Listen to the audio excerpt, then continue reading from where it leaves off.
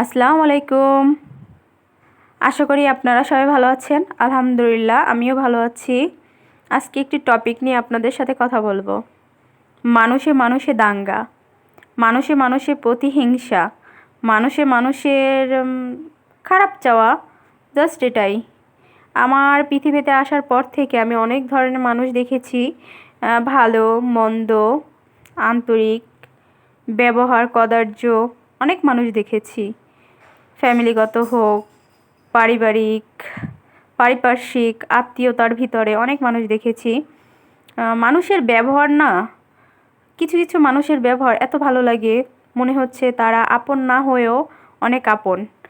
আর কিছু কিছু মানুষের ব্যবহার দেখলে মনে হয় তারা আপন মানুষ হয়েও তারা কতটা দূরের।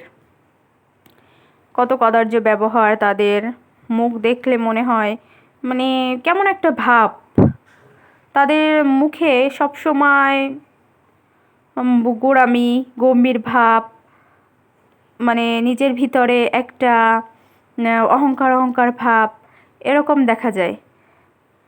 আমরা যারা একটু নিরিবিলি থাকতে পছন্দ করি তারা অনেক সময় দেখা গেছে মানিয়ে নেই।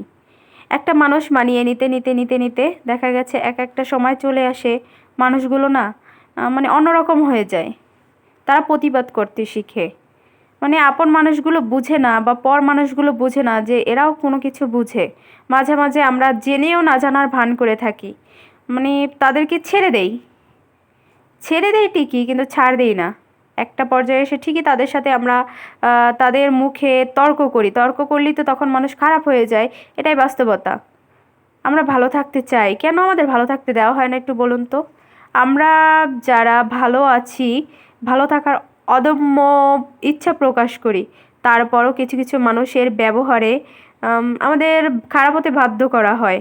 মানুষ এক সময় মানুষের ধৈর্যর বাঁধ ভেঙে যায়, তখন আমরা খারাপ হই।